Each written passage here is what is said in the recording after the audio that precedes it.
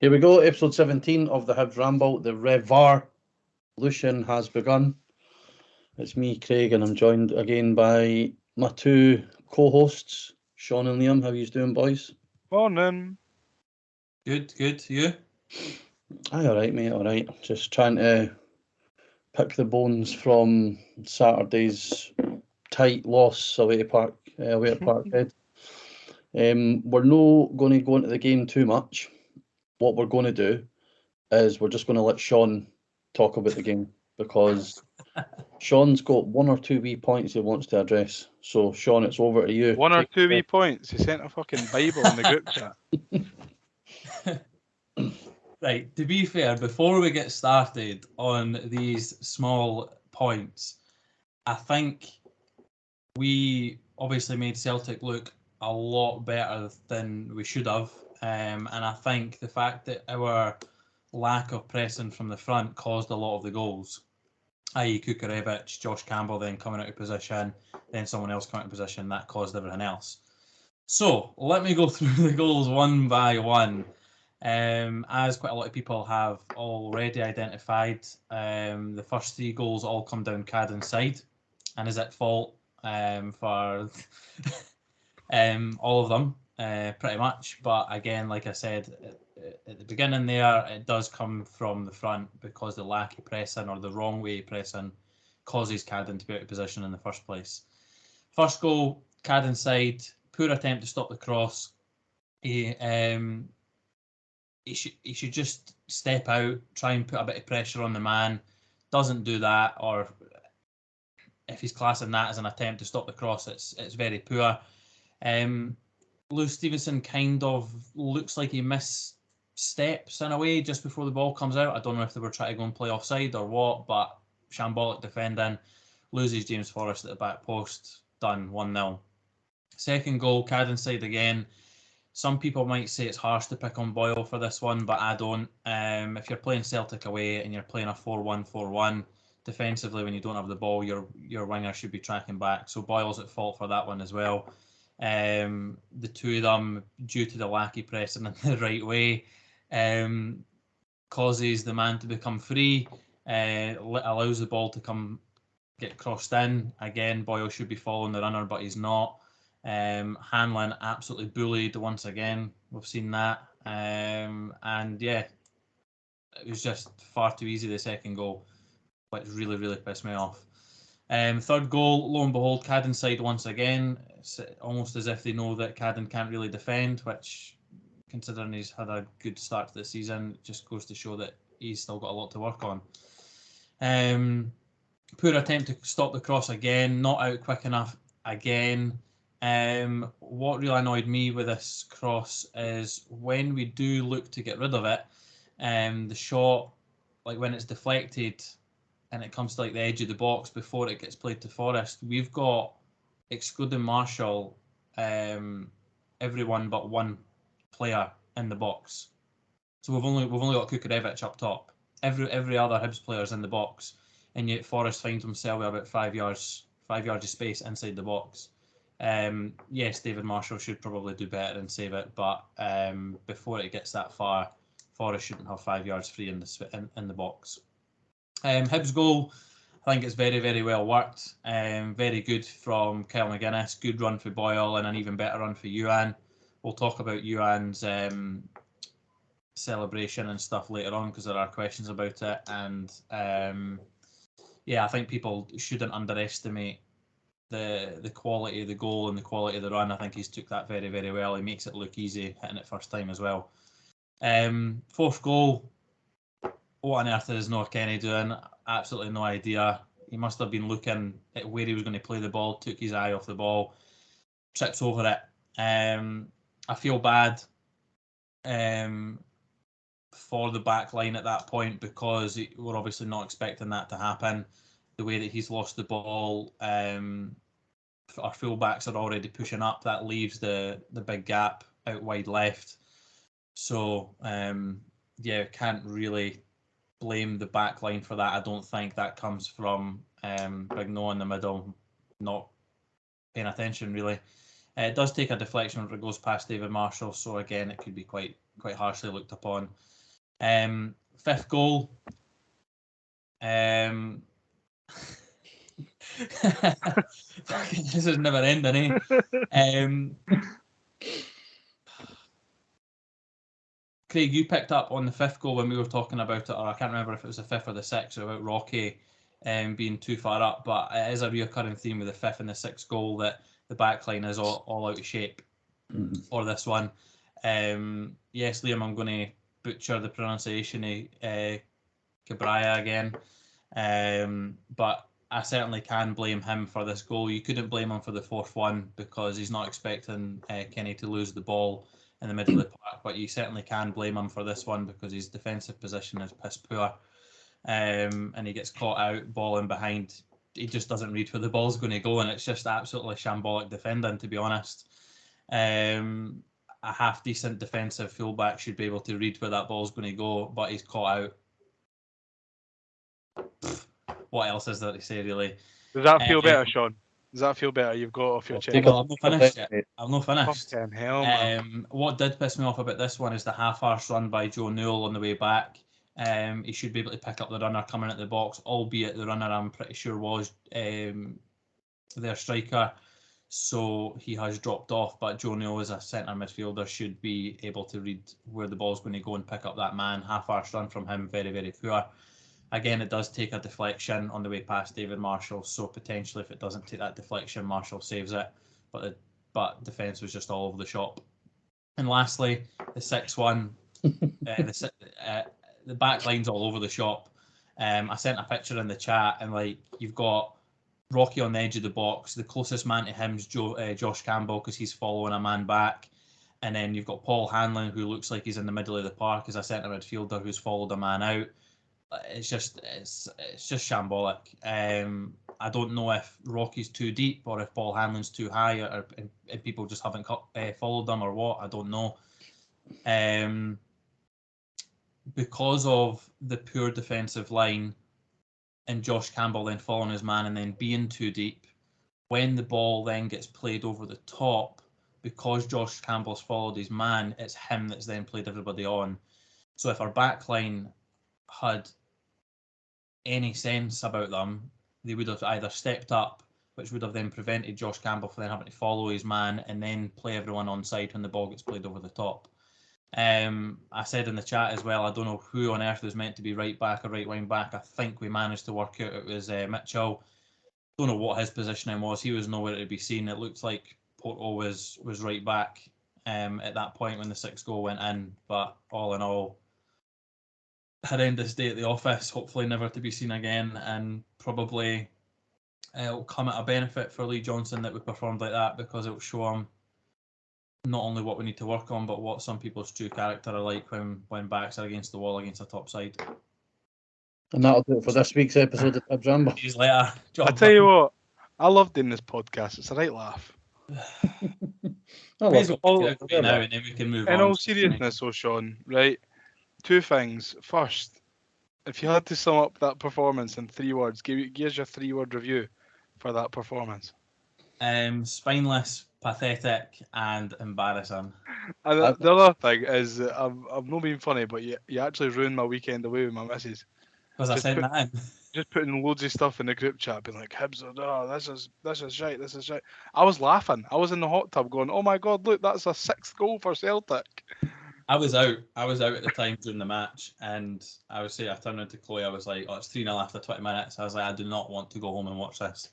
And then I did go home, the highlights came up on Twitter, and I was like, I'm going to have to, and that's when I put the rant in. I watched them this morning. Do you know what? I'm going to give you a 2-word review in my summation of the performance, and it's not good enough. I knew that was coming. Anyway, right, so now that we've got that out of the road, also, just one more thing on Celtic is my friend Mark said that he would do a pie review, and he said that the pie was absolutely atrocious.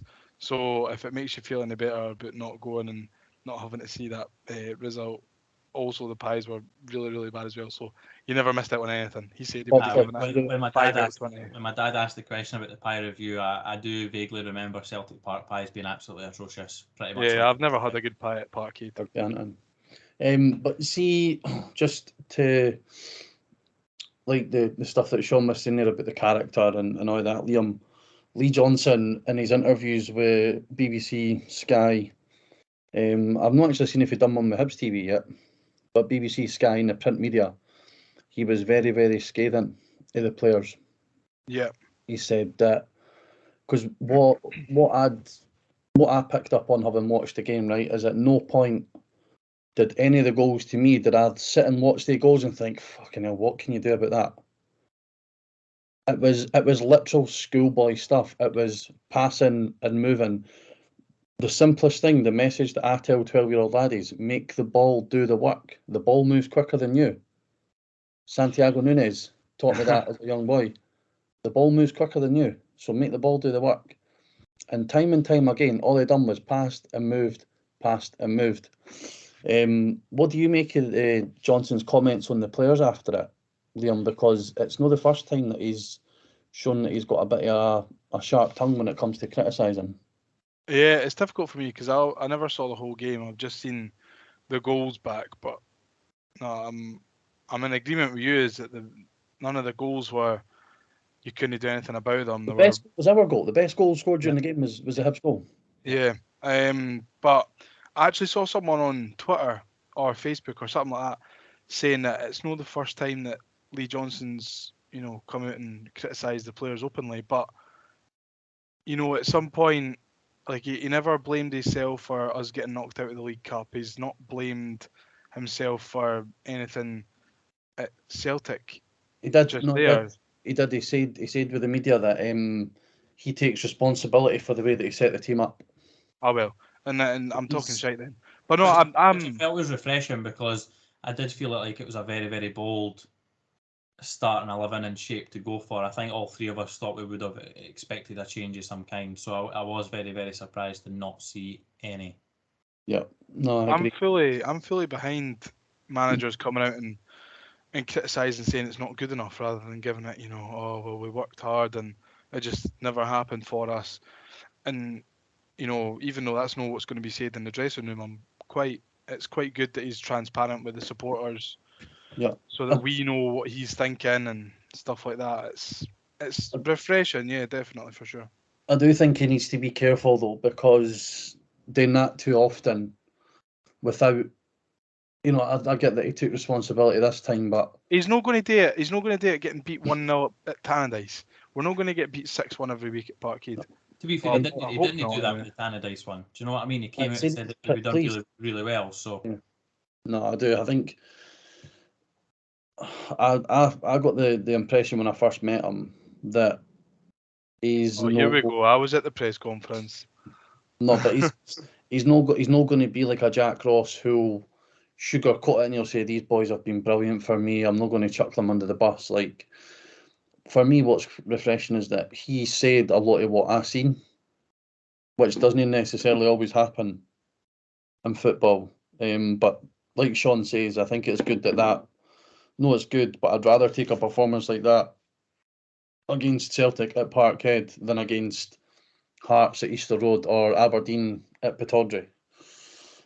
So we'll leave that in the past where it belongs and move on to Friday. Can we be happy now? Can we cheer up now? I'm fine. Like you, I was pissing myself laughing. I was like, damn, look, there's another one.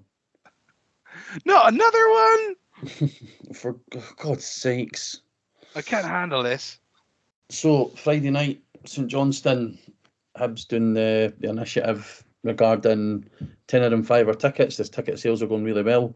But I think the main talking point is going to be the fact that the Trailblazers, the originals, the firsts, are innovators again in Scottish football. Now, just before we start talking about what we're going to talk about, because obviously we are going to be the first team, along with St Johnstone, to actually use VAR in Scottish football. I suppose as being the home team, you can kind of take more of a lead on that. It's us that's doing it. We've collated a few facts to show the pioneers, as our hospitality lounge says, let's say let's remember that facts cannot be disputed as well, Craig. Yeah, facts don't care about feelings. So we've got, I think the most important one is the Trailblazers. We were the first British team to compete in Europe. We were the first British team with floodlights. We were the first British team with a shirt sponsor. Also, we were first to wear the green, which is even more important. Yeah.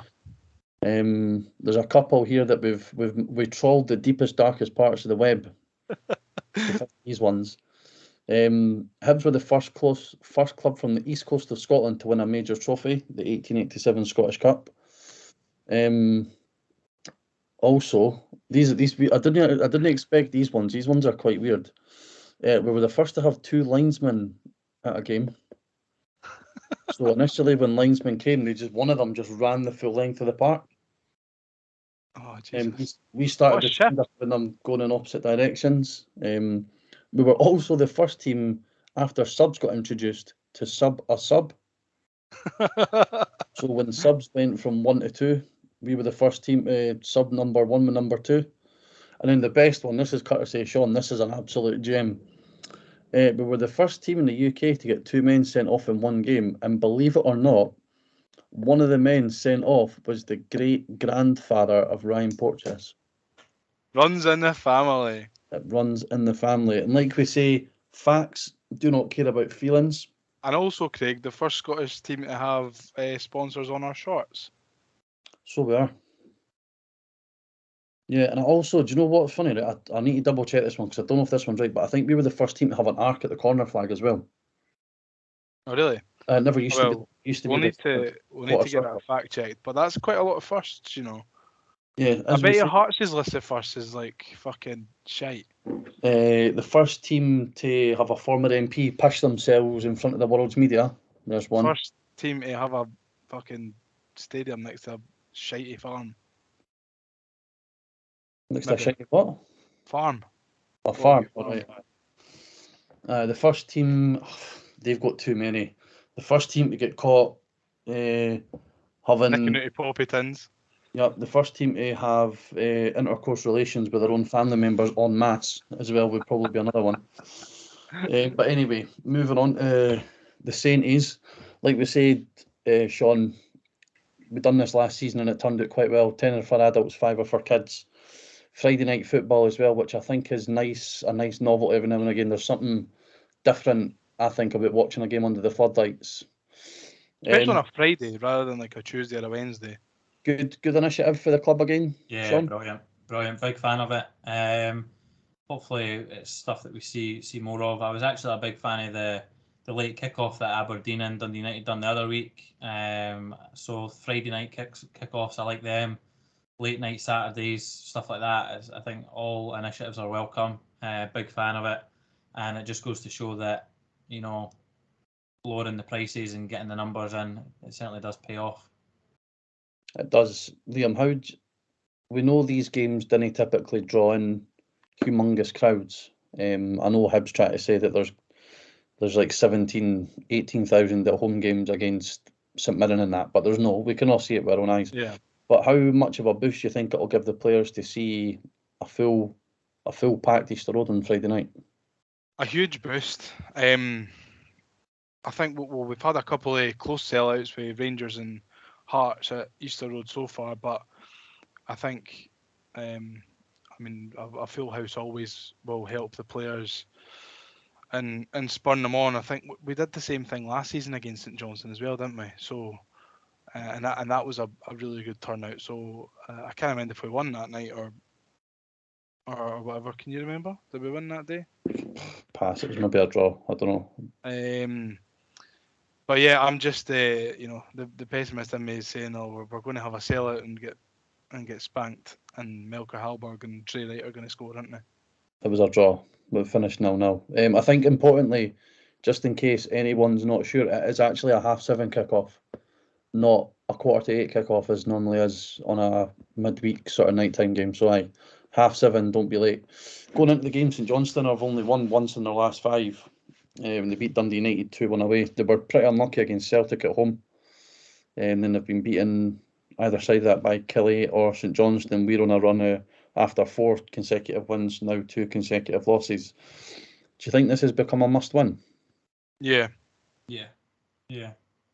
Like, it's a side that we should be beating as well, and I know I said on one of the previous pods that I don't want a reoccurring theme of dropping points to teams that we shouldn't be getting beat by. So it's definitely the importance of it is growing because of the last 2 results as well. And considering how close the table is between 3rd and 7th, I think between us and Hearts, all the teams between there, the points are very close. So we need to make sure we're picking up the points against the teams we should be picking points up against. Well, there's actually there's the same difference of points between us and Rangers in 2nd as there is between us and Ross County in 12th. So the league for me is taking a sort of similar shape to how it did last season. Between us and 3rd and Motherwell in 8th, there's only 4 points. Aberdeen, St Mirren, Livingston, and Hearts have all got a game in hand on us as well. But no, I do agree. I think Saturday. Will that not be 2 games in hand come full time on Friday as well? I think they'll play the following Saturday, so it's the extra game will quickly go. But if we want to stay in, I mean, luckily we're still in 3rd, having lost twice on the bounce. But if we're wanting to stay in 3rd, we need to get a win on Saturday night. In terms of how we're going to shape up, how we're going to line up, Shaun, would you envisage a lot of changes for Parkhead on Saturday? I'm expecting at least 2. Whether that leads to a change of shape or not, I don't know. I just feel like it's required, especially those that came on against Dundee United and didn't play so well. And again, those same players that maybe played against Celtic. I know it's Celtic away and it's a tough match and we got pumped, but there's just far too many bodies in the last two games that haven't pulled their weight when they've been on the park. So I think it is a massive fixture for that reason as well. And I expect at least 2, maybe 3 changes. I don't think we'll see a change of shape because it is a team that will have a lot of the ball against and dominate against. So there's no point changing to a 3-5-2, not for this fixture, not at home. I don't think, but I do think we will see a change, especially in the 3 behind the striker. We might even see a different striker up top as well. What about you, Liam? Are you in agreement with that? Because the way that Johnstone spoke after the Celtic game, he seemed to indicate that at least 5 or 6 weren't pulling their weight, and I think that's evidenced by the fact that he made 4 subs at half time as well. Yeah, I mean, I wouldn't put past them to make that amount of changes, but we've been used to Lee Johnstone picking similar lineups throughout the season, and it's not only 2 games ago this set of players were really pulling their weight for Lee Johnstone and the rest of the team and getting on a really good run of consecutive wins. So they don't become shit players overnight, and after 2 games they didn't become shite players. So I wouldn't be surprised, if he made a lot of changes, but I also wouldn't be surprised if he only made 1 or 2. Yeah, I think one of the more obvious changes is Kyle McGuinness coming back in for the start. I think it's time for him to start, yeah. I thought he was, he's had minutes up at Ross County. He had a good run out at Easter Road, I think, on was it Motherwell? Motherwell. He got about 2 minutes against United. Only got a couple of minutes against United, but then he got the full half on Saturday. And contributed to the goal. Yeah, arguably I thought he looked really sharp when he came on. Yeah. So I wouldn't be surprised. If there was a nailed on change, I think he's one. I also think we'll probably see either Rocky or Will Fish coming at the back. As much as I disagree with the leathering that Hanlon's taken since Saturday. The amount of people that have jumped on it saying he's shite, he's hopeless, he's this and he's that. Yeah, that's not. Didn't he seem to be saying he was shite and he was hopeless and he was this and he's that when we won 4 on the bounce? So I think when you concede 6 goals as well, there kind of needs to be a little bit of a knee-jerk reaction in terms of changes in defence, because but I think it was more. I'm more talking about the there was no criticism of Porteous. There was no criticism. Never is. Came on at half time. We conceded the same amount of goals in the second half with Rocky in defence as we did in the first half without Rocky in defence. He escaped criticism. Largely, the majority of the criticism went towards Hanlon and Stevenson. Easy targets, though. So I wouldn't be surprised to see one of, if not both of them, out. And like you said as well, Shaun, I think we'll see a different front three. The front three that I've been playing have been, to pardon the pun, off the boil for a couple of weeks now. So I would be very surprised if. I wouldn't be surprised if all three of them. So the three that started at the weekend, McCurdy, Kukarevich and Boyle, were swapped out. We've got Mitchell's back fit again. I thought Mitchell actually looked quite sharp when he came on.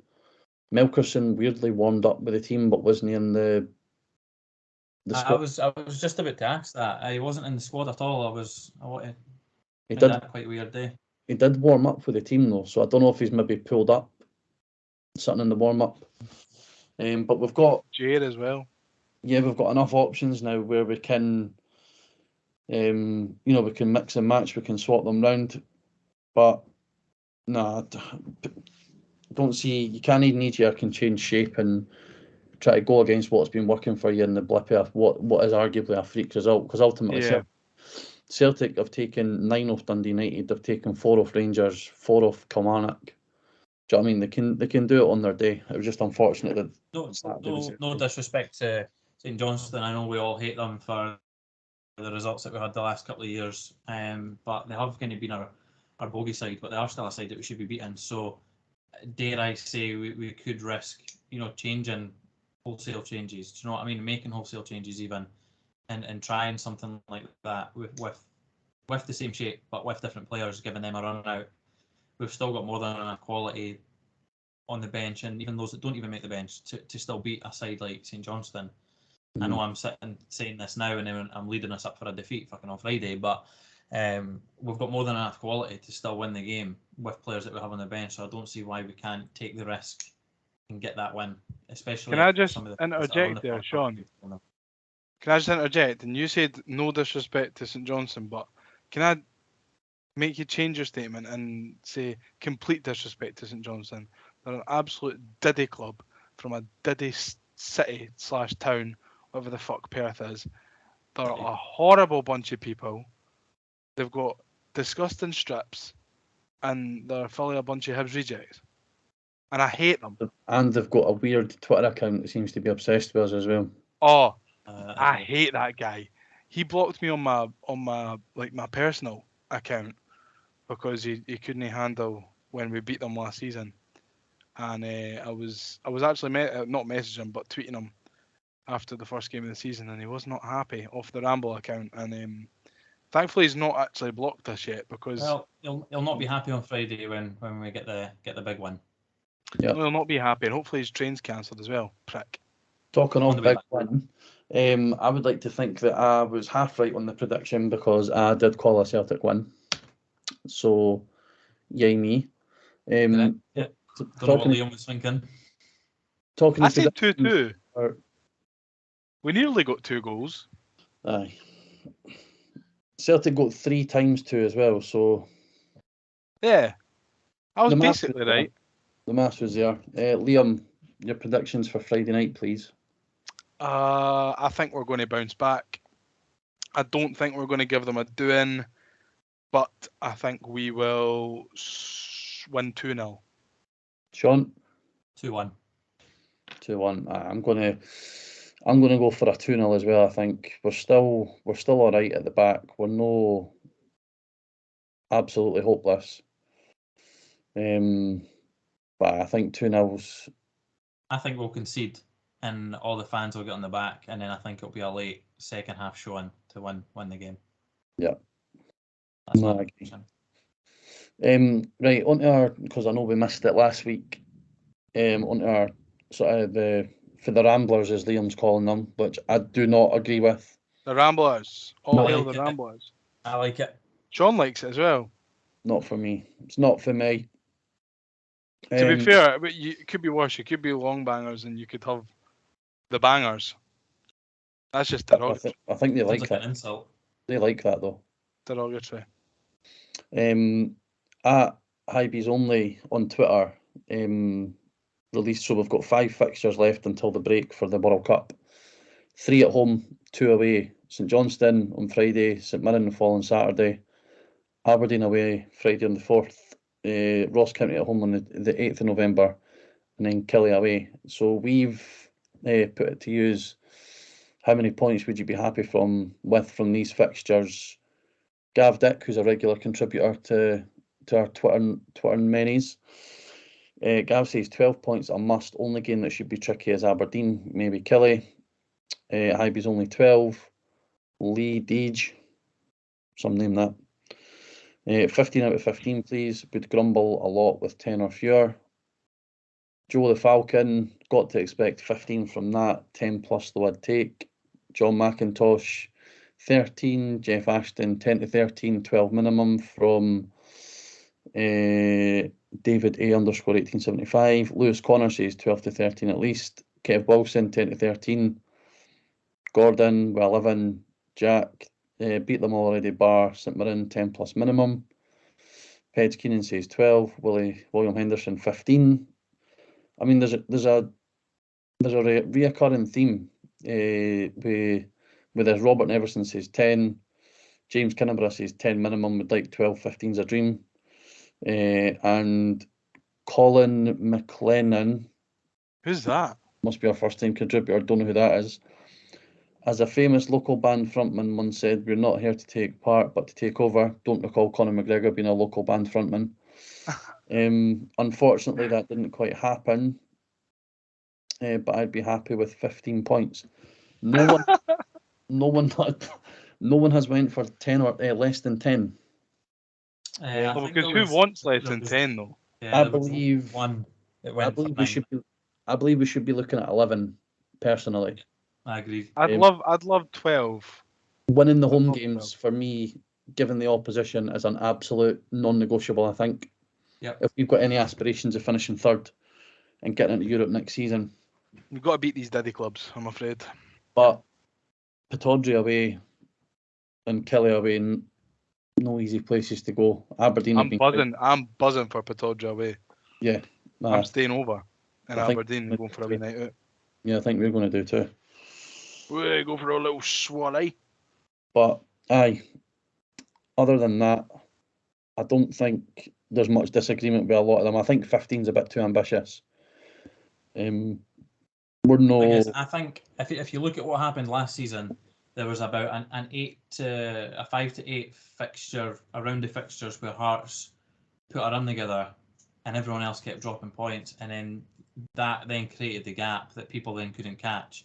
Yep. So I think between now and the winter break, it is a great opportunity, considering the opposition that we're playing, that even if we were to get 15 points or 12 or something of that, we could potentially create a bit of a gap as well. I know Hearts have played both the Old Firm between now and the break, so everyone else is going to have difficult fixtures and be playing the Old Firm at some point. So I think we should be trying to win every game, but I think this is a great opportunity that if we can get 12 to 15 points, we could potentially see ourselves sitting comfortably third come the winter break, and hopefully that is the case. I think that game against Aberdeen is going to be vital as well. I can see them picking up some points between now and then, and that one potentially being a bit of a 6-pointer per se. Maybe to put a little bit of distance between us and them. But no, I mean, all those games in isolation, we should be winning every single one, really. I It do think obviously won't work like that, but having the 2 home games back to back against the 2 Saints gives us a platform, I think. Especially knowing the fact that Aberdeen, Hearts, etc. have still got a game in hand on us. If we can take maximum points for the 2 home games, one after the other, I think that puts us in a really strong position to attack the other final 3 games before the break comes. Jeff has asked, to get our best 11 players in the park, which formation should LJ consider 4-3-3, 5-3-2, 4-4-2, or variations of one of them, i.e. 4-3-2-1. For him, it's a 5-3-2. Who would he pick? I don't know. He's just said about the formations. All right, I think 4-3-3 for me. I like the 4-3-3 at the moment. Yeah, no, I wouldn't tend to disagree with that. Is Shaun? Where's Shaun? Shaun away? Oh, it looks like Shaun's frozen. Yeah, I think Shaun's frozen. Oh no, Must have turned the tumble dryer back on. must have done. Oh well. Don't know what happened there. Oh, he's back. I didn't even disconnect, so I don't know what happened. All right, well, I can hear you. The last back. the last thing I heard was, Craig, you said something about 2 Saints. So the 2 back-to-back home games against the Saints. Yeah, that's fine, mate. We've covered that. Liam answered graciously in your absence. John McIntosh is a bit of a sad one. What's everyone having for their tea? He seems to like knowing what we're having for our dinner. Can I also give a shout out to John, because he told us last week that he was having fajitas for his dinner, and I like fajitas, so thanks, John. Is that your contribution there, Liam? Yeah. The sad part is, he says, and I don't really have another question this week. Blame it on the performance on Saturday, with a colon and then an open bracket. Oh, don't be sad. Don't be sad, John. Also, I think I'm having toes in a hole for tea. Tonight. Macaroni cheese. In a hole. I had macaroni cheese last night. I'm going out for dinner, so I don't know what I'm having yet. Do you know where you're going? Potentially Miller and Carter. Awesome. Can't hide money in the Corrigan household, eh? What cost of living crisis? Logan's asked, what shape should we go with on Friday? For me, it has to be 3-5-2, and he's said, with Marshall, Rocky, Portal, Hanlon, Boyle, Newell, Kennett, McGuinness, Mitchell, Yuan, and Miko. I would go for 4-3-3 again. Gav's asked, Shaun, good to see Yuan get his first goal, one of the only positives. How many changes would you make? If I was to make changes, I would start with McGuinness and Rocky. I think that's... Yeah. I'd agree as well. I think those two will come in. I'm just curious to know that if Rocky does come in, is he replacing Hanlon because Porto's not going to get dropped, or is he changing shape, which I don't really want to see him do at home to St Johnstone. No, I would agree. In terms of how many points should we expect, we've got Lewis with 10 plus, Matt has said 11, Mel has said 10, Riley has said 9 at least. It's our first under 10, which kind of goes in with winning the home games as an absolute negotiable for me. Our good pal King of the North, Billy, the fairy of the twins, has asked, a lot of fans raging at Yuan for putting his goal in celebration on his Instagram story. First goal for the club, but happened during a pumping. Where do you guys stand on this? I'm actually going to cut in first and say I think a lot of the fans' anger has just come from the fact that we got beat 6-1. If we got beat 2-1 and Yuan put that goal on his Instagram story, is there going to be as much of an uproar? He's been a scapegoat for a few weeks now, and I feel like the witch hunt for him is completely unwarranted. The guy is he's a young laddie. He's come over from a foreign country. Celtic are a worldwide club, without giving them too much respect, and he's went into Parkhead and he scored, and it's his first goal, and he's good goal as well, Liam. Good goal as well. It was a brilliant goal, and I honestly could not care less that he's put on his Instagram story, and to be honest, it's actually a shame that he's had to take it down because of the amount of stick that he got. Don't care about it. I'm just really glad for him that he's managed to get off the mark. I thought he would have taken a tap in to get him off the mark, but it's a really good goal, and I'm really chuffed for him. I agree, but I disagree with the whole Instagram stuff. Like I don't see the thing is, if you don't want to see that, don't follow him on Instagram. Simple. No, but I understand some people's grumbles in classing it more of a weak mentality, or I think it's a cultural thing. For me, it's a cultural thing. It is, and I think the problem doesn't lie with Johan's mentality. If his mentality was the problem, one, he wouldn't have made it where he is. I know, like, he's a young boy, he's playing at Celtic Park, so his mentality for me isn't an issue. We've seen his work rate, we've seen how hard he works on the pitch as well. So, but like Craig just said there, it's a what was the word that you used, Craig? It's the culture nowadays. It's what happens. It's what happens. It doesn't matter. Like, you see McCurdy putting up pictures on his Instagram when we get beat, although the caption's different. I know they're talking about this being on his story and not an actual post, but I looked at Johan's post of the pictures of the game that he put up, and I didn't really see that much anger there. I think it's just the dumb thing. He should celebrate a goal. I know people are giving him stick for how he celebrated it as well, but again, I feel like that's a bit out of turn. It is his celebration. That is how he celebrates his goals. He wasn't shushing anyone. If you actually watch the goal, it isn't until he's halfway back to the halfway line that he realises he hasn't done his trademark celebration, turns around quickly, does it, and goes back. It doesn't delay the restart of the match. I don't see a problem with it at all. I don't have an issue with that at all either. I think. Do you think that people took it the wrong way though? Do you think that folk thought that he was shushing the fans? Oh, 100%. I think people. I don't think so. I seen it as if he was almost trying to shush the Celtic fans in a way. I'm saying, do you think Hibs fans thought that he was shushing the Hibs fans? No, I don't. I've saw some people think that, yeah. But they are space cadets and weirdos, so they are also the ones that are criticising him in the first place. I just feel like if your anger is going to be anywhere else, why is it not in our defensive performance instead of, the one shining light of the performance? Exactly. Which he should be taking a lot of confidence from. Yeah. I think don't have a go at a young foreign lad for scoring a good goal at one of the best grounds in world football. Have a go at our defensive display instead, because that was absolutely atrocious. I agree, but I think celebrating when you're getting beat 3-0 and then uploading. It was 2 seconds though. It was 2 seconds. I just think it's tin pot. Like, go and get the ball, go again, get another one. Go and get the. Do you know what I mean? Like, you can even see it at the tail end of the clip as well. Boyle. It does grab him. Shoves him as if to say, "What are you doing?" Like I say, I think it's a cultural thing. I can see where you're coming from, Craig. For but me, I don't really have an issue with it.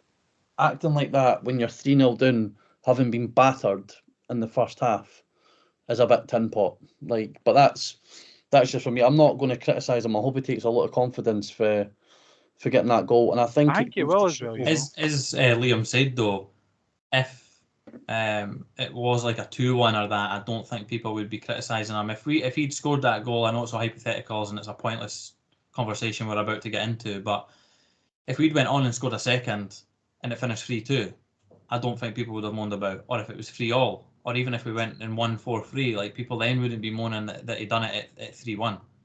But I completely get where you're coming from, Craig. 100%. I do get where you're coming from, but for me, I couldn't care less. Nah. It is a cultural thing, especially with foreign lads as well. So it must be a generation thing, Craig. I mean, that's what we're all look at. On the Ramble, we'll have different points of view, and we're still as tight as we were before we started. Haley's asked, has anyone checked on Hearts down there? We're not getting into that because that has serious biters on the arse potential. Someone's going to clip that. Yep. And feed in it all back seriousness, did anyone expect to win against Celtic, or would you say it was more of the lack of effort? I thought we had a chance. I genuinely thought we had a chance. But I couldn't have foreseen the performance playing out the way that it did. Jack, but the points again has said we have the ability to get 15, 10 as a bare minimum, 12 will be happy with. I think we'll get 13. Jack's just been a sensible lad and covering all bases there. We'll love to see that. Good fella. Thomas Mercer saying 15. Kev Wilson, another regular rambler, contributing towards us.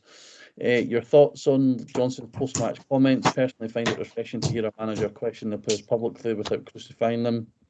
Also, the criticism aimed at you and by we virgins on here is pathetic. Cheers, Kev. I can confirm, as the father of 2 boys, I am not a virgin. But I'm not criticising him per se. just I thought it was a bit tin pot. We've discussed the Johnstone comments as well. SCS 1809, he's irrelevant. Logan is saying 12 to 13 points. Martin is asking how were the pies, as we've deciphered. Mark took a pie in our absence and said they were absolutely ganting. Stuart says he's not got a problem at all with Yuan. Glad he started scoring. Some fans, especially Hibs fans, moaning for the sake of it. And we'll end on this, right? This is a lovely, lovely message we've had this morning from Tasha Brown. Not a question, but just want to say, great podcast every week, makes the drive to work go quicker. Oh well, What? Tasha Brown, huge Love shout that. out for you. Of that. What about Thank you very much for your the support. other one? I think it was it Saturday morning pre-game that put a smile on my face. Where was it? I'm going to find it. US soccer Hib. Love the ramble. Hate racism. Go Hibs. Love that. Big fan of that. And he is from Boston, or so he's Boston. Twitter How's says. your mother? How's your mother? You love to see it. Love to see it. Do you know John Cena? Hey, you know Mark Wahlberg? What is he Russian? Mark Wahlberg. Aye, do you know what? Before we go, we'll be back to talk about it next week after the St Johnstone game. But myself and Shaun, if you want to join us, we'll be in the Famous Five Lore next Wednesday night to go and see the under-19s against. I'm going as well. Just yeah, not in the you're Famous not, though, are you? You're not. You're not. So myself and Shaun will be representing the Ramble in the Famous Five Lore next to the Block 7 boys. We'll just be supporting them we'll be standing, I think, at the back of the stand. We're going to go. So if you want to come up and say hello, don't, because we're incredibly shy and nervous people. Don't have time for any. I'm trying to enjoy the game. No selfies over here, Bolt. Yeah. But no, the tickets are only £5 for adults. I think, is it free for under 16s? I don't know if it's 16s or 13s, but there is an age range where it's free, so get along. So if you're stuck with nothing to do next Wednesday night, go along and support the young boys against FC Nantes, not to be confused with Nantes. St Andrew. Yeah, not to be confused with that. They're not playing a team of convicted paedophiles. They are actually playing the youth team of a popular French Ligue 1 team. Ligue 1. We're bilingual on this show, eh? Yeah. Yes, only bilingual though. But me and Shaun and Liam are all going to be there. Liam's got to be sitting in the prawn sandwich seats. Me and Liam have got to be in amongst the Rajis at Block 7. If you've not heard our podcast with Block 7, go back and listen to it. It was really good. It gave us a real good insight into the boys, how they got together and what their aims are for the club moving forward. And this is another trial for them in the Famous Five Lore. So the more bodies they can get in there to show it's a success, the better for them. Aye, that'll do us for this week. If you can keep following us on our socials at the Hibs Ramble on Twitter, Instagram, Facebook. Keep getting your questions in. I've noticed week on week we're getting more contributors. We've got the regular guys that are doing it, but we also have new people as well. We do appreciate it.